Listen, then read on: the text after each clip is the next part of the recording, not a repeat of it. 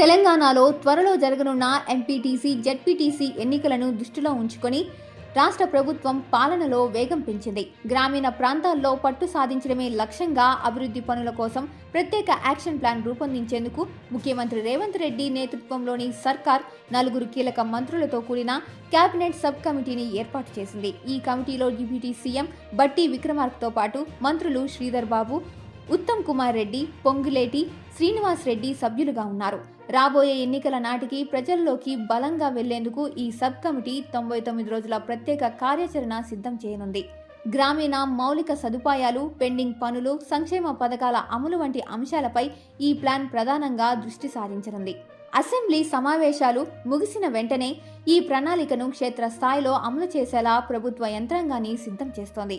ప్రభుత్వ వ్యూహం ప్రకారం రాబోయే 3 నెలల పాటు మంత్రులు, ఉన్నతాధికారులు నిరంతరం క్షేత్రస్థాయిలోనే పర్యటించనున్నారు.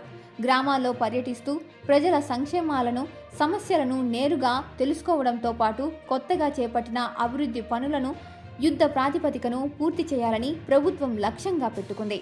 స్థానిక సంస్థల ఎన్నికలకు ముందే ప్రభుత్వ పనితీరును ప్రజలకు చేరువగా చేయడం ద్వారా రాజకీయంగా లబ్ధి పొందాలని కాంగ్రెస్ భావిస్తోంది. ఈ ప్రత్యేక యాక్షన్ ప్లాన్ ద్వారా ప్రతి నియోజకవర్గంలోనూ అభివృద్ధి పనుల సందడి నెలకొనేలా చూడాలని సబ్ కమిటీ నిర్ణయించింది. కేవలం ప్రకటనలకే పరిమితం కాకుండా 100 రోజులలోపు స్పష్టమైన మార్పు చూపడం ద్వారా ఎన్నికల బరిలోకి దిగాలని ప్రభుత్వం యోచిస్తోంది. అధికారులకు సైతం స్పష్టమైన గడువులను నిర్దేశించి పనుల్లో జాప్యం లేకుండా పర్యవేక్షించే బాధ్యతను ఈ 4 మంత్రుల కమిటీకి అప్పగించారు.